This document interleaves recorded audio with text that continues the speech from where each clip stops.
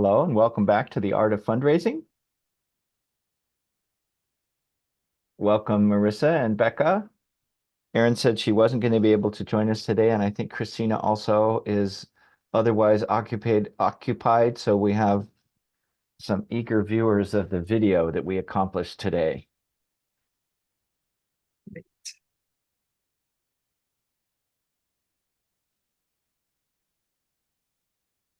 How's it going? Marissa, I know you had some difficulty accessing and downloading the Yeah.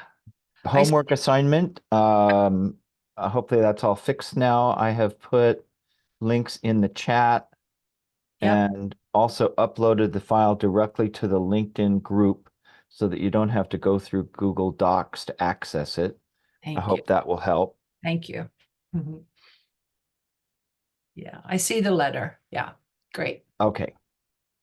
So the homework is simply to adapt that letter for your use and didn't have to be done last night. I'm very enthusiastic about giving practical homework. I'm not asking you to do this for me. I'm asking you to do it for you. And so whenever you do it, you'll get the value. So take your time, do it when the time is right. And we'll be referring to this a lot more. Great. What has stayed with you from our conversation yesterday? What has come up for you by way of thoughts, reflections, questions, challenges, opportunities?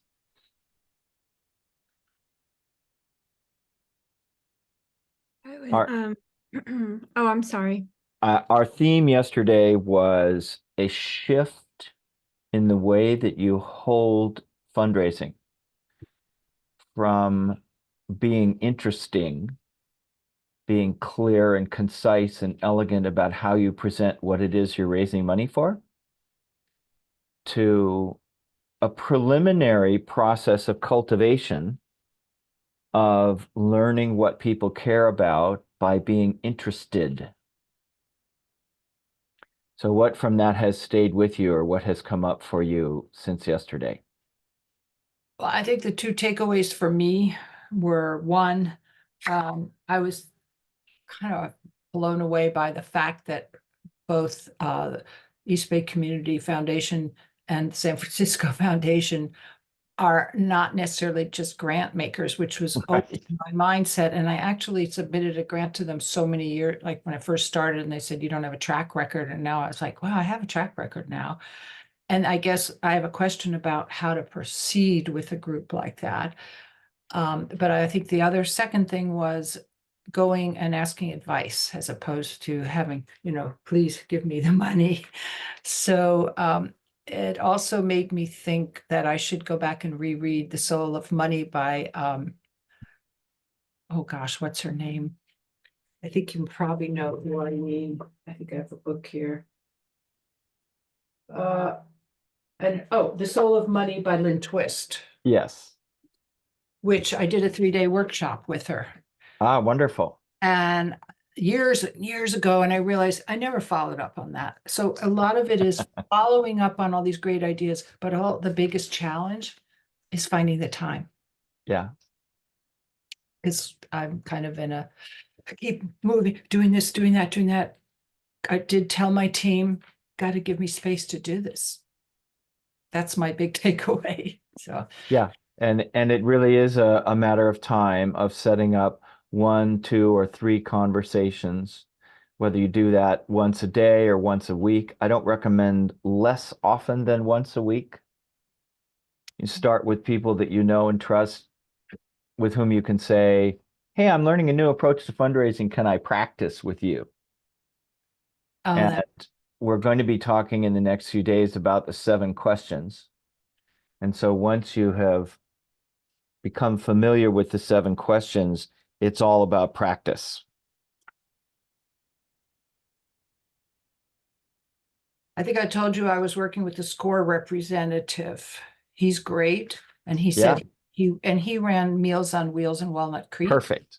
Perfect place to start. I could practice with him. He said I do some role playing. Yeah. Because the place you want to get to with people is, I met with a donor this morning for a project that I'm working on who said, um, this project is potentially to buy a building or a campus. Wow. And I have 5 of those going on right now. It's very interesting that in the valley, the size of the Rogue Valley with 100 to 200,000 people, depending on how you count, there are 5 organizations aspiring to have campuses.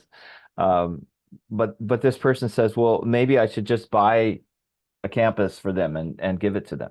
Oh, What's your advice about that? wow.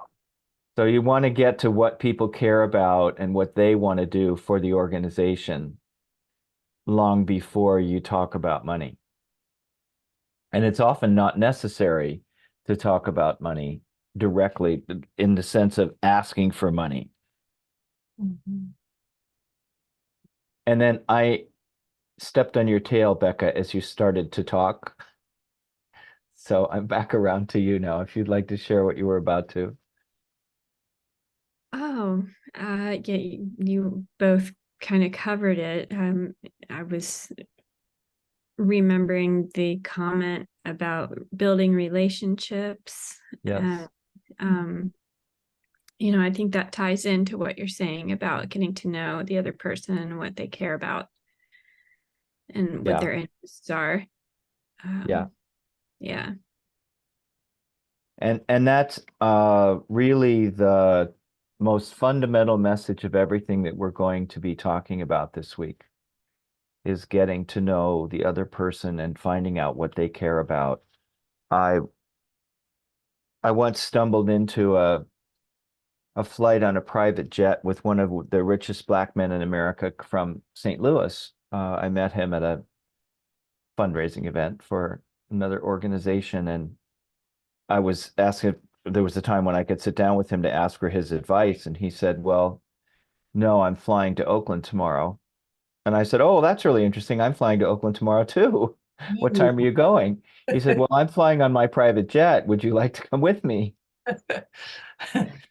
So there was the 2 of us and one flight attendant and one other friend on a flight from St. Louis to Oakland. We had lots of time to talk. And one of the things he said to me was, don't worry about the money. And this is a man who owns an $8 billion a year company, it's privately held. Um, but he owns it. And he said, don't worry about the money. Get the relationships right. And when the relationship is right, the money will happen. And so that's really the essence of the Dreamosophy approach to fundraising is cultivating relationship, or to be a little more jargony, the existentialists would call it cultivating relatedness. Because there's really no such thing as a relationship. You can't go down to Safeway and buy a basket of relationships. Really a quality of relatedness, of feeling rapport, of leaning forward and being interested and asking questions that give people a chance to talk about what they care about. Mhm. And so in that regard, I wanted to just touch on the homework from last night. I'm going to share my screen here so that you can see what we want to get to. That's assuming I can use the right window of all the windows that I have open that has the document displayed.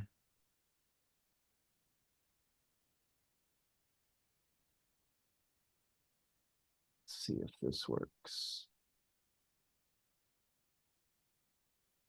Are you seeing date and prospective supporter's name? Let's see. Wait a second. I see it. Good, good. I see the letter. I don't Yeah, see that's, letter. Okay, yeah, the letter. yeah. And this is a letter that I developed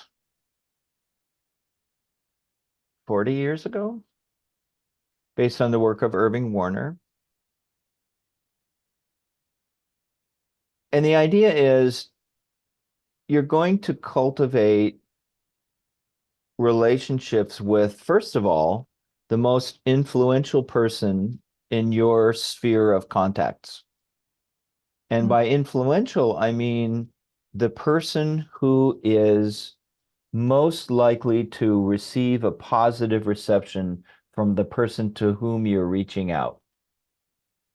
So this might be their friend from elementary school. It might be the person who has funded them in the past. It might be a person they're funding or have funded in the past. Influence is very subjective. It varies person by person. But the idea is that ideally you would have a third party introducing you to someone that you do not know.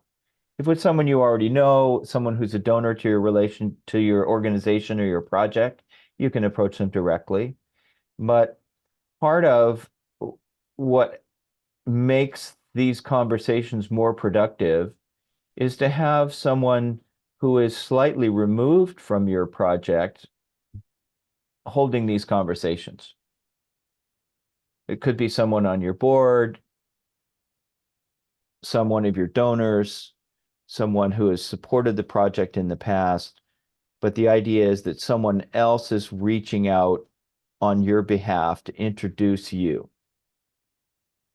so that you can go and talk with them. Or it could be the other way around. If you have someone else who's willing to conduct these conversations on your behalf, then you can reach out to the prospective supporter and say, you're going to be contacted by this person. What happens with me most often is because I'm a fundraising consultant, people will introduce me as a fundraising consultant who's been contracted to explore the possibility of raising money for a project. And the letter assures them that this is not a sales call.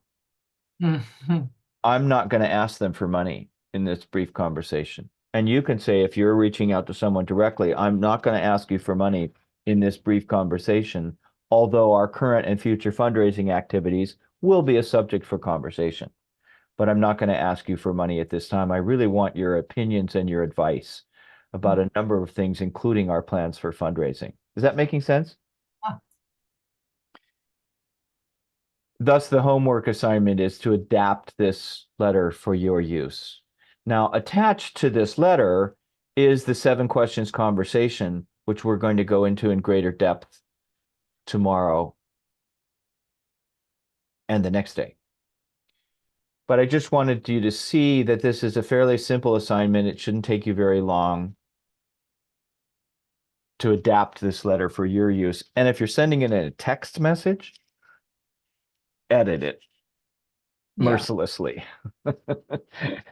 Cut down to, hey, I'd like to chat with you a little bit. I'm not going to ask you for money, but I do want to ask your advice. Do you have time on Thursday?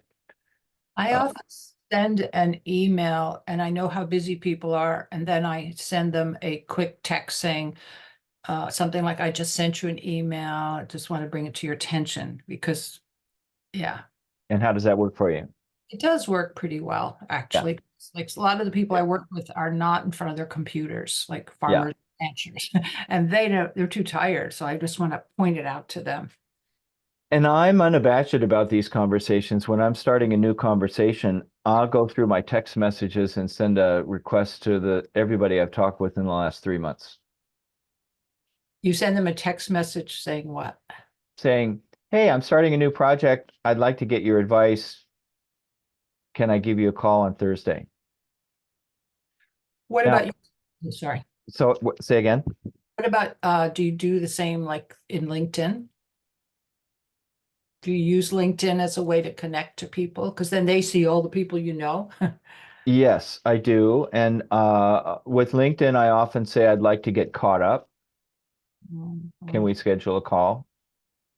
Because I have, I'm not a huge celebrity. I have maybe 3,000 or 4,000 connections, but I often don't talk to them very often. So I'll be getting back in touch with somebody after a few years. Yeah. And I sometimes forget I know people until I like yeah. God, I connected to that person years ago. Oh, that's a good one, And my reason for doing that in part is that I want to ask people for referrals. I Mm, want to ask people, who else should we be talking with that we might not have thought of? mhm. And I've been amazed at the unpredictability of who introduces us to the person that we should be talking with. Mhm. And I shared yesterday about the cultivating the relationship with a person at a relatively small foundation that had made it a relatively small grant, which years later turned into a $5 million gift. Wow. And if we had taken this person as the program assistant for this little foundation that had sent us $3,000 or $5,000, I don't remember how much the initial gift was, we might not have thought about it, because when your budget's $1 million a year, a $3,000 gift doesn't go very far.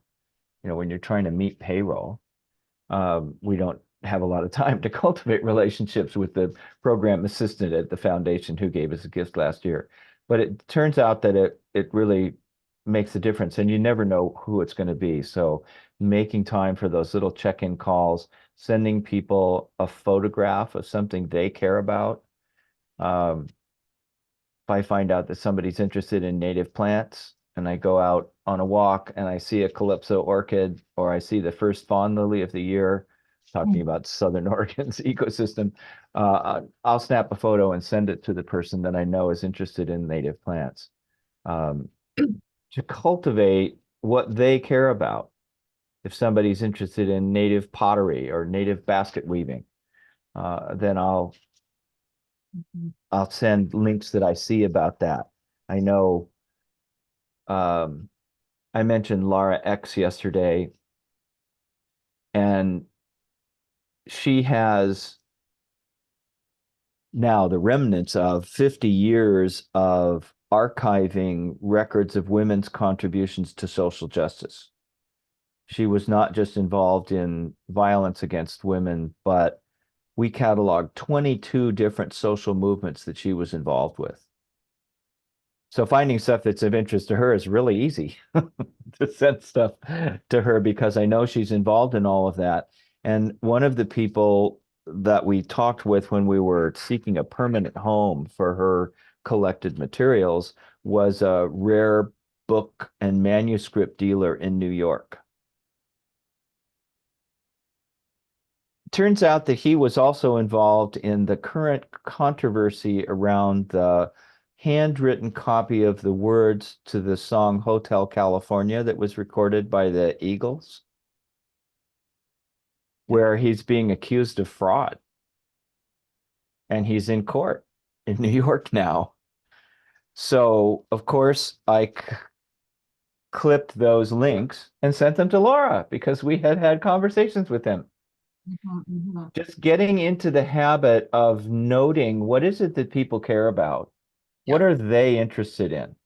And sending them little notes, little messages, copies of articles, photographs, Yep. memorabilia, anything you can think of that establishes a connectedness.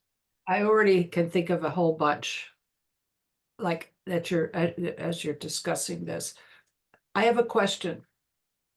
So I don't have the bandwidth to put together an event. I know we talked about that yesterday, and someone I talked to yesterday said, "Oh, we should have a fundraising event." Well, my team is too small to organize a fundraising event. I mean, I'm doing two events coming up this year that are open Yeah. to the public. One is Farm Fest for Slow Money, and that's just to get people to see us in the flesh. And the other is the Bioneers Tour. So the Bioneers Tour is coming up, and we sold out the first bus, so we're adding a second bus. So I have a feeling I'm going to have extra seats. And I thought maybe what I should do is reach out to some people that I know that I think are these people that I should be talking to. In a way, it's a fundraising thing, and say, I want to invite you as my guest because I'd love to get your feedback on how this is working, and maybe talk to that person to help me meet the new person. What do you think about doing something like that? I, I think that every event is a cultivation event. Yeah. And I'm much more interested in honoring people and entertaining people than in soliciting them. Now, that said, I have had prospective donors get mad at me because I didn't ask for money. So it's an intuitive process. But I prefer to do cultivation events and to do the soliciting one-on-one. Well, the reason I think I was thinking of not asking for money, but ask for advice. I really Yeah. respect your opinion. And I know you kind of know what I do, but if you could come along for the day, I'd love your feedback. Would that be? Yeah, it's a place to start. And I want to clarify that we're not just asking for people's advice. When we use the phrase, I'd like to ask for your advice, we're setting up the 7 questions. And the 7 questions are very specifically designed to go somewhere. They're a conversation for possibility about what it would be like for this person to consider supporting this organization. So we're not just asking for a feedback session, Mhm. because I worked my way through college leading dancing at weddings and bar mitzvahs. And to me, the word feedback is what happens when you get the microphone in front of the speakers. And it's never a pleasant experience. I don't think I have ever had someone say to me, would you like some feedback? Or are you open to receiving some feedback? And then tell me what they like about me. I don't think I've ever had that experience. It would be wonderful someday. But feedback is almost always it's kind of like a gripe session. It's a fault finding session. And so asking for people's advice or opinion often, needs to improve feedback, which is always useful. Mhm.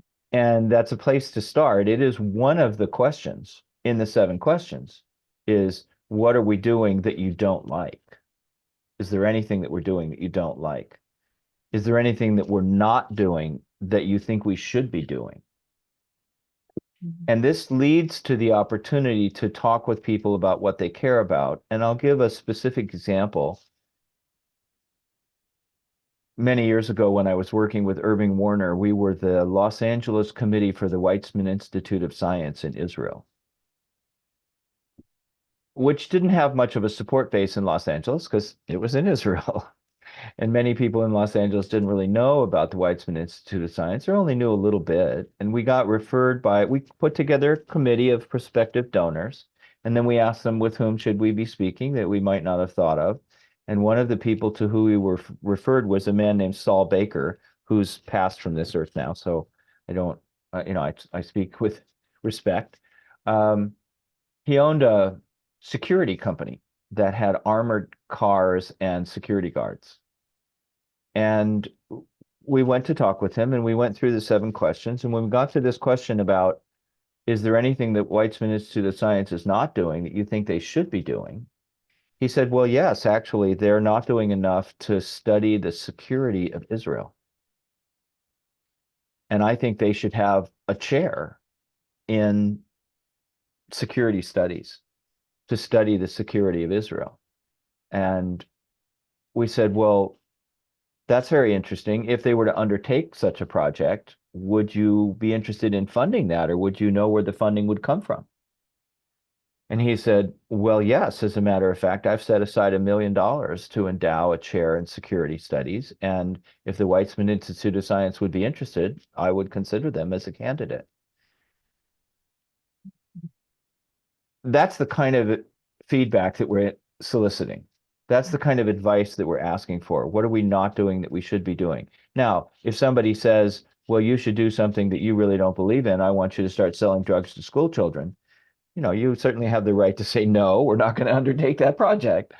But for the most part, if people say, well, I think you should be doing wildflower walks for children, and you have an interest in doing wildflower walks for children, it can be a good match. The rest of the story with Saul Baker is he told us, I'd like my gift to be announced at a dinner at the Century Plaza Hotel, and I'd like Henry Kissinger to be the keynote speaker. Wow. So that was kind of some high hoops that we had to jump through, but we did. We were able to make those arrangements. So we did have the dinner at the Century Plaza, and we did get Henry Kissinger to be the keynote speaker. And because of that event, we went around to other prospective donors, and we had lined up $2 million in gifts before the event began, which we announced at the dinner. And so it's a very orchestrated process that we're talking about here. It's not just asking for feedback. Mhm. Does that make sense? Yeah, yeah, I get it. But it is organized around what do people care about. And if I can just share my screen for a minute here, there's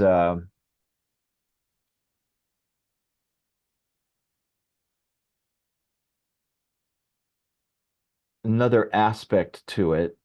Let's see if I can get to the right page here.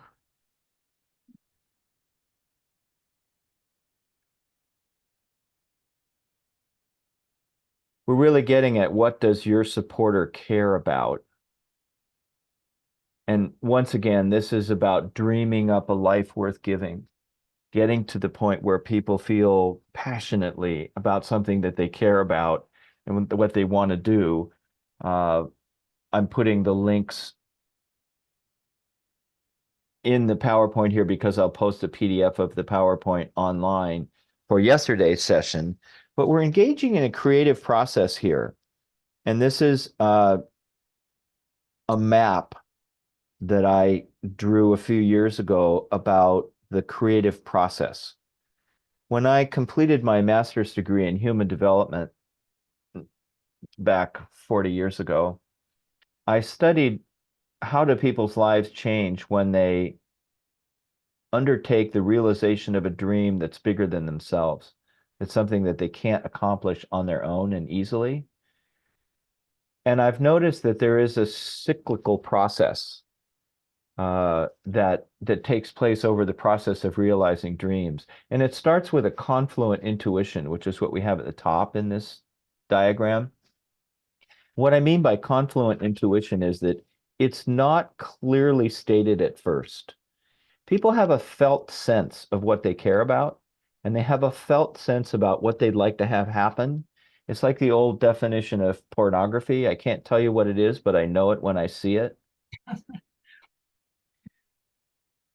Confluent intuition is like that. I can't exactly say what it is that we're proposing to do here, but I have a sense of what I want to have. I know it has to do with dance, or I know it has to do with women, or I know it has to do with botany or environment or family values, or whatever that confluent intuition is. And the confluent part is there are some signs like new shoots of grass coming up through the asphalt.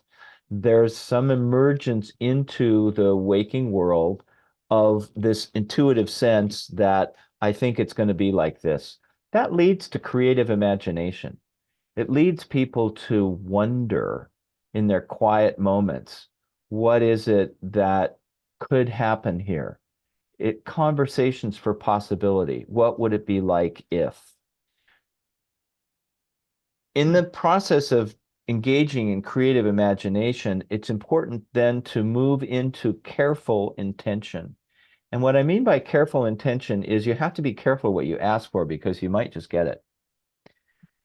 But also, you have to be careful to give as much detail as you possibly can because the manifest world is responsive. Even in particle physics now, they are very sensitive to the role of an observer in the form of measuring equipment, because what equipment you use to measure a phenomenon determines the results you can see. If you're measuring light or sound, you're going to get very different results according to how you set up your equipment to measure. And intention is that part of the creative process where we put forth what we would prefer to have happen. And I like to share a very personal example of this. 35 years ago, I went through a very painful divorce. And my life script did not include divorce. Like I met this wonderful woman, we fell in love, we courted, We were engaged for 5 years, then we got married, and that was the end of that script for that part of my life. And when we got divorced, it was very painful for me. And so I went through a lot of therapy and growth workshops and human potential kinds of things, and engaged in a goal setting process around what do I want in a relationship. And I, as a good goal setter, I listed out 14 qualities that I wanted in a companion. And I met a woman who had 13 out of 14 of the qualities. She wasn't blonde hair and blue eyed, but that was culturally induced, and I didn't really care.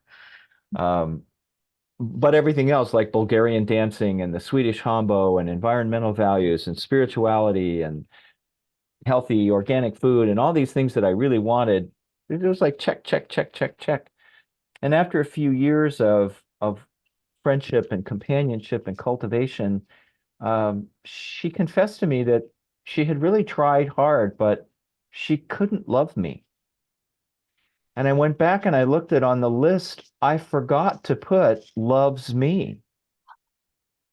So when this woman met the man of her dreams and it wasn't me, it was really painful.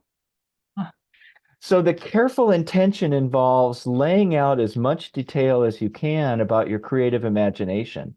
If this could happen, if Buckminster Fuller used to play this game with us, he called it the world game.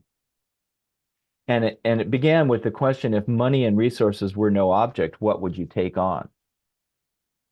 What would you set out to accomplish if money and resources were no object?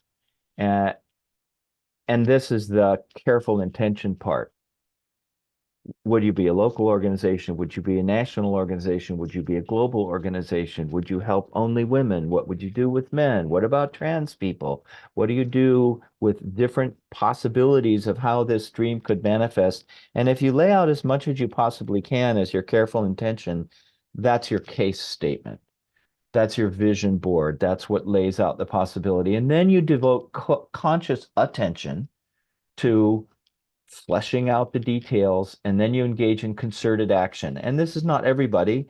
This is because I have a particular affinity for people who take on projects that are bigger than themselves, that they can't accomplish on their own. So concerted action is working with others and coordinating activities and creating an organization or a program or a project to achieve the creative imagination and the dream that you've laid forth. And then as long as you're going through the process, it's important to allow time for calm reflection. This is the mid-course correction. What are we doing here? Is this what we really want to do? When Gary Erickson started Cliff Bar, he had an opportunity to sell Cliff Bar. And I think at the time it was like $60 million that they were being offered. And they were in the meeting with the people who were going to invest in Cliff Bar. And he said, I just need to think about this for a moment. And he took a walk around the block.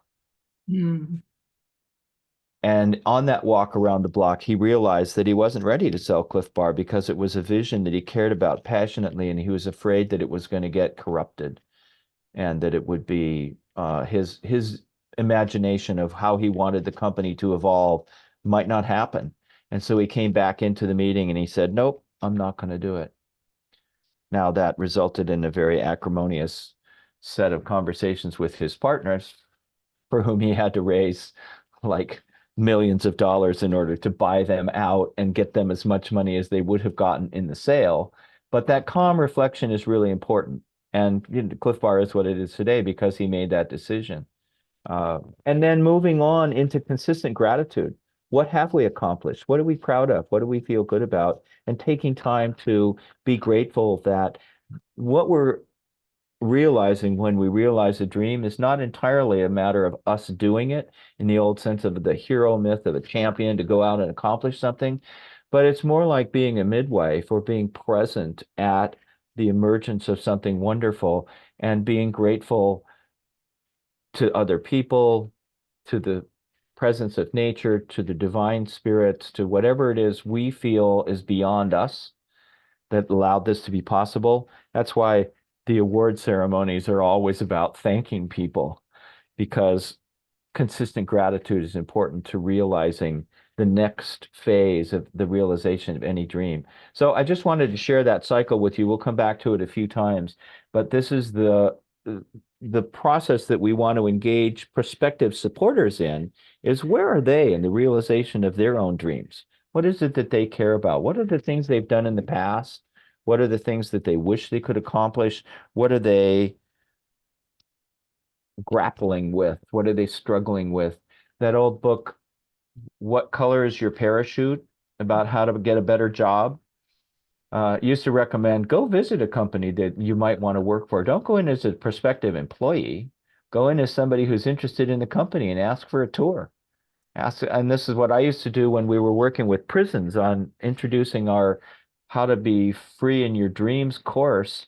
I wouldn't go in to sell a course in dreaming. I would go in to have a tour of the prison and get walked around the prison grounds and see if they had a garden on the grounds and see what they were doing with their dorms, and did they have a jobs dorm or a faith dorm or a different kind of anger management dorm, and just find out what the warden was grappling with before I talked about what I have to present. So that's the background for this conversation that we have. And so then we send a letter or an email to prospective supporters, and we ask them to schedule a time. And I've done these conversations in 10 minutes, 5 minutes, or it can take 2 or 3 hours. And it can take 5 or 10 minutes, or it can take 12 to 18 months. It's a process of cultivation of getting to what it is that people really care about. And so it's important to take time once you set up the conversation to go at the pace that the prospective supporter is interested in. Because we have this cascading set of questions that we'll spend more time about on tomorrow and the next day. But the conversation is designed to go somewhere. It's not just, as I said earlier, it's not just asking for feedback, but to ask people questions about what they care about. So how did you first hear about this project? This person I was meeting with this morning, when I asked him how he first got involved in this organization,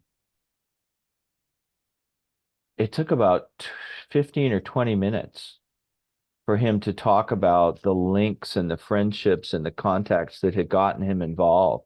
And I could feel that he was really passionate about it, that he really cared about the people who had led him to be involved with this organization. And then asking, have you invested in similar organizations or projects in the past, or have you supported them? And please tell me the story. I was meeting with a woman that I mentioned yesterday, last week, whose husband, late husband, had founded a large, successful e-commerce platform. And she told me about a growth center that she had invested in, that they had run for years. And I could just feel that she cherished those memories. She really enjoyed talking about what had happened and why they moved on and all that sort of thing. And then asking about, what do you think of our current and proposed activities? It might be 5 or 10 minutes into the conversation, or it might be 5 or 10 months into the conversation. One of my favorite cultivation processes was with Michael Stranahan, to whom I was referred when we were starting the Rocky Mountain Institute, because his brother wasn't interested, but his brother said, you should be talking to my brother. And I'd been referred to his brother because my former wife was teaching at a school in Aspen that was on land that belonged to George Stranahan. And what a lot of people don't know is that George and Michael Stranahan and a few other members of their family own Champion spark plugs.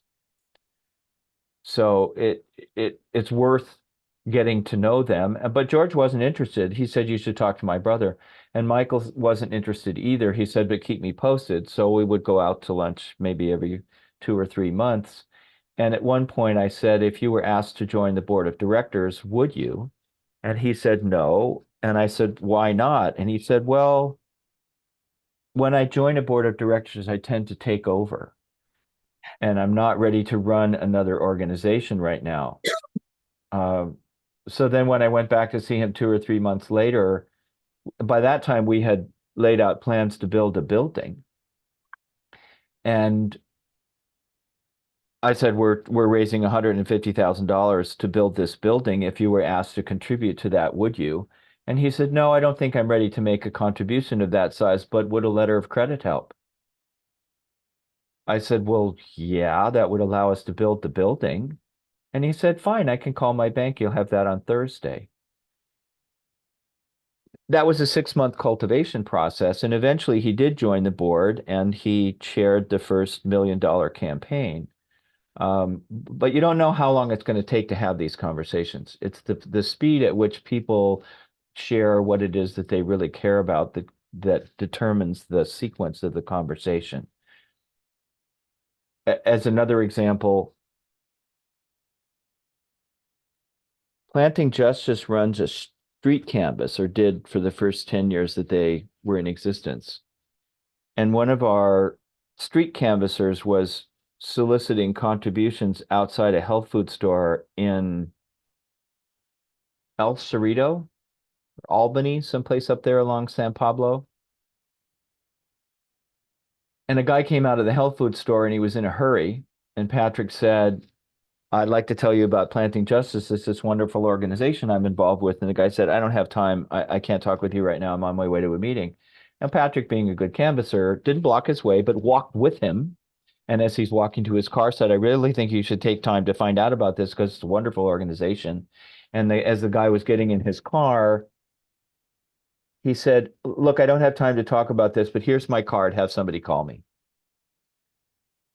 So here's a guy who was a part-time canvasser with Planting Justice who was out there. His quota, I think, was $100 a day to get contributions from people on the street. And he took this card and looked at it, and he called me and he said, Paul, I don't know what to do. I just got a card from somebody who's the executive director of a foundation. And I said, well, take a cell phone photo of the card and send it to me. And he told me the story that he'd talked to him. The guy said, have somebody call me. I was on my way to Portland. So I was driving up I-5 north of Grants Pass where the road goes up and down. And I called this man and I engaged in these 7 questions with him, but we got disconnected 5 times. Wow. And each time he called me back because I was asking him these questions about how did you hear about Planting Justice? Oh, I met this canvasser on the street. Have you supported similar organizations in the past? Well, yes, as a matter of fact, turns out he was the executive director of the Thomas J. Long Foundation, founded by Thomas Long, who started Long's Drugs. Wow. And Thomas Long had recently passed from this world and had left about $90 million in his foundation, and his children did not want to be bothered. And so they had decided to spend down the foundation money because they had inherited plenty for themselves and they didn't want to be involved in this foundation. And the mission of the foundation was to end hunger in Alameda and Contra Costa counties. And so I went through these questions with this executive director. And what eventually happened was he said, well, I'd like to come visit. And so we set up a time for him to come visit. And then he said, I'd like to bring some of my board members to come visit. And eventually they said, we really like what you're doing. Can you send us a proposal? And I said, sure. How much should we ask for? And he said, ask for whatever you want, whatever you need. So I asked him for $1 million. We wrote a proposal, but to make a long story short, because it's already a long story, they eventually said, well, we don't really know who you are. We've never supported you before, but will you accept $250,000 a year for 2 or 3 years, and then we can talk. Oh, wow. And so, of course, we said, I have to call my mother and get her. No, we said yes. And that was a long and very happy and mutually productive relationship that came out of a part-time canvasser talking to somebody on the street. So you never know who the person that you're talking to is or who they're going to know. And it's important to go through this sequence of questions because you don't just want to get their opinion of what you're doing, but you want to go somewhere to lead up to questions of, if we were to ask you for a contribution, could we count on your support? And who else should we be talking with that we might not have thought of? Is that making sense? I know I've kind of prattled on for a long time here, but that's actually a really important part of this process is there are lots of ways, and we'll talk about this again later in the week, to not ask for money, to say, if it's someone you know who's existing supporter of your organization, I was thinking of you for an investment of $10,000. How does that feel to you? Or if you were asked today, how would you feel about making a contribution of $10,000? Or like I did with Randy Compton from the Compton Foundation a few years ago, if you were asked for a contribution, would you make one? Yes. And at what level?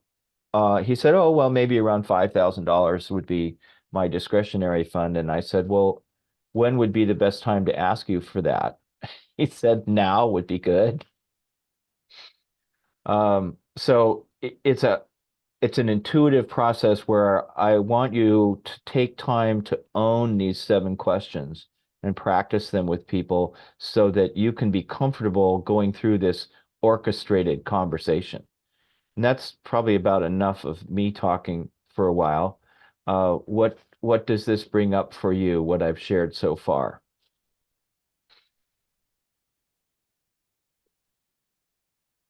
Well, when you said sent a proposal, I'd love to see what that looks like. I can probably find a proposal. Yeah. I mean, that's a whole other topic that I should probably do a series on, but proposals are pretty rote, they're like high school English assignments. And we've Um, written proposals before. yeah. It's usually in response to what they're asking for, as opposed to Yes. me telling Yeah. you, here's my proposal. So that's a whole different ballgame. I don't know. So I'm going to hold that thought and we'll talk about it a little bit tomorrow because I have to jump right on the hour here. But please, if you have questions or comments, put them in the LinkedIn group. I can't get in there. You and I will talk about that. We'll trade emails or texts or have a phone call. We'll get you in. And I will continue this conversation with you tomorrow. Same time, same place. Can I ask you a favor? Sorry. Yes. Can you email me what it is our homework is for tonight or whatever we're supposed to look at? Because I Yes. have to leave now to another meeting and my day is like, tick, tick, tick. Absolutely. All right. Watch your email. Okay. Thank you both for being with us today, and we will talk soon. Thank you. Bye for now.